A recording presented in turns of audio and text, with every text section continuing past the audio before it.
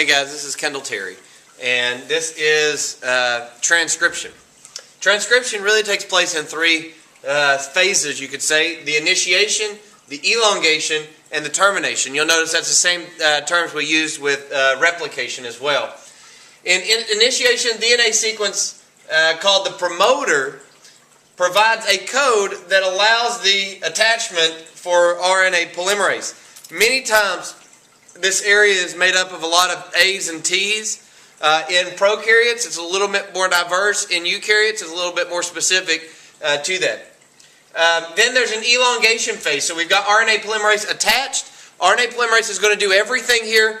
It will separate the DNA and read it, add the RNA bases. All of that stuff will be done by RNA polymerase.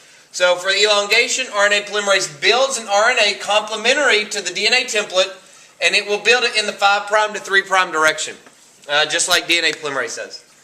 And then you have the termination. This is a DNA sequence called the terminator, causes RNA polymerase to stop and release the DNA. We'll look more in depth at that process in just a minute. There's multiple types of RNA that you'll find inside of the cell. The most common one that we talk about is messenger RNA, because that's the one that actually carries the code from the DNA to the ribosome to actually build the protein. At the ribosome, you encounter ribosomal RNA, which will be many times just called rRNA. And this is found in both subunits of the ribosome, and it's critical to the function of the ribosome because it will hold everything in place, keep everything moving in the right direction. Finally, you have transfer RNA, also called tRNA. An amino acid covalently bonded to one end and the anticodon on the other. So this one will have an anticodon on one end, an amino acid on the other, and that anticodon will match a codon in the mRNA strand. And that will all come together at the ribosome. So all three of these all play a critical role in building the protein. Then these two are kind of ones that you don't hear much about. You've got the small nuclear RNA. This is also called just snRNA. It's involved in nuclear processing of the eukaryotic pre-RNA. We'll talk about this at the end of the slide today. And it's involved in cutting the mRNA strand in eukaryotes. There's some processing that goes on there, that does not happen in prokaryotes. You've also got microRNA. And microRNA, we've got small interfering RNA, also called siRNAs. And these appear to be involved in controlling gene expression and are part of a system to protect the cell from viral attack. We're still learning some of this. And that's why it says appears to be, because we're not completely up to date on everything that's going on here. And as research is being done, and as discoveries are being made, we find out more. We know they're there. We know what they're kind of involved in. But finding all the details out, that may be something still to come.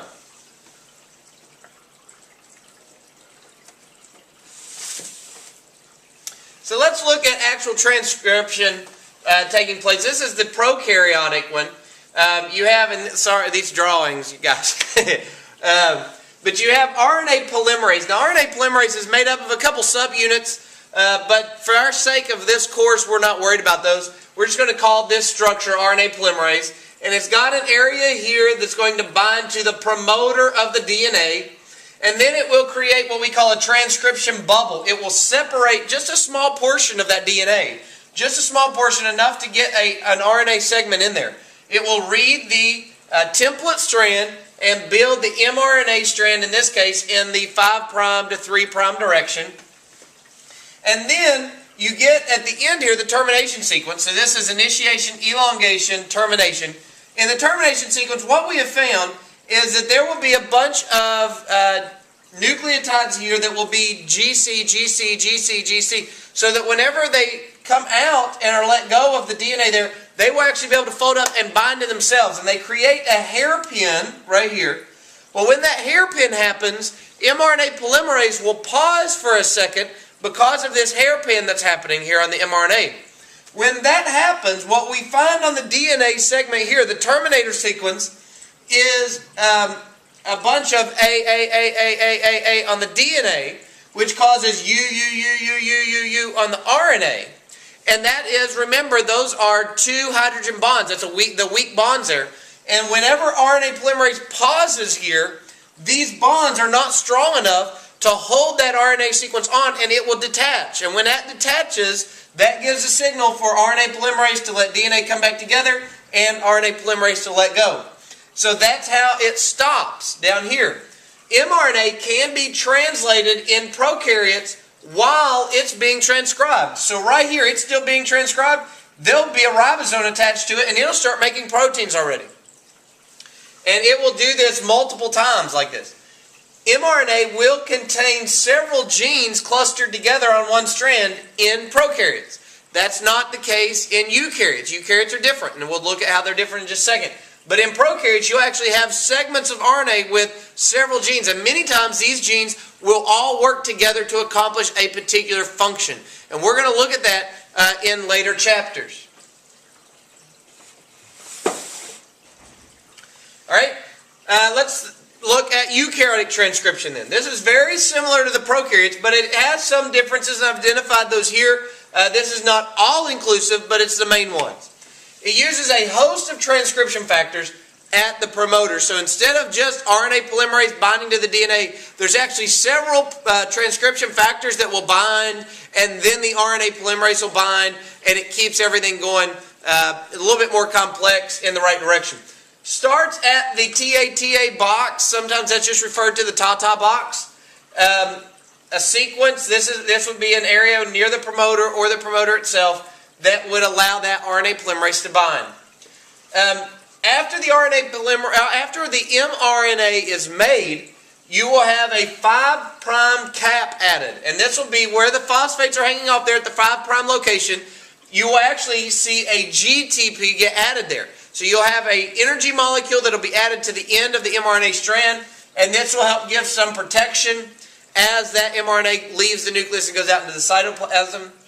You also have a poly-A tail that will be added by poly-A polymerase. RNA polymerase does not add this. Another enzyme will come along and add this poly-A tail. And this may add 1 to 200 adenines long. And what this allows is, as that mRNA leaves the nucleus and goes out into the cytoplasm, there are some enzymes in the cytoplasm that will be degrading mRNA strands to get rid of the ones that are out there that you don't need. Well, as this one's coming out, you don't want it to get degraded before it's actually translated. So this poly-A tail will give it the ability that any degradation that happens before it's attached to the ribosome will be on areas that won't affect the RNA itself. And then pieces of the mRNA will be removed before it leaves the nucleus. All of this will happen actually before it leaves the nucleus, but pieces of that mRNA are going to be removed, and I'm going to show you that now on the next slide. All right, so this is called pre-mRNA splicing, and this is why. So we've got a DNA segment. That segment gets transcribed into RNA. We call this pre-RNA because it's made up of, these are exons and introns. Exon 1, intron 1. Exon 2, intron 2. Exon 3. And so all of those are transcribed to make the mRNA. You get the 5' cap, you get the poly-A tail. Then what's going to happen is that pre-mRNA is going to be cut and the introns are going to be removed. So the only thing you have left then is exon 1, exon 2, exon 3. And we've removed sections of the DNA, or RNA at this point, sections of the RNA. At this point, this is called a mature mRNA. And it's ready now to leave the nucleus.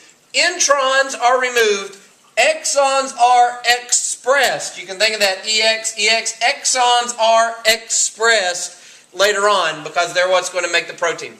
The splicing is done by SNRPs. That's what they're called here, small nuclear RNPs, and that's a protein complex, okay? It's actually sometimes referred to as just the spliceosome. And this is made up of RNAs, we looked at that, small nuclear RNAs, with enzymes that form that spliceosome. So those snRNAs will actually have a specific code that will match up with part of the RNA segment. And as this complex matches up with different sections, it will then cut and remove and then join together the RNA segment. Now, this has been known to cause problems later on, because if there's a mutation of the snRNAs to where the code is different, or if there's a mutation of the spliceosome, then this RNA segment is going to be cut wrong, and you're going to get a wrong protein developed. And there are some diseases out there that are shown to be this effect. The DNA is fine, the pre-mRNA is fine, but the mature RNA is not the right sequence because it was not spliced correctly because of the mutation down here. So this mutation causes a mutation to appear here, and then the wrong protein is expressed, and that causes various diseases in the body.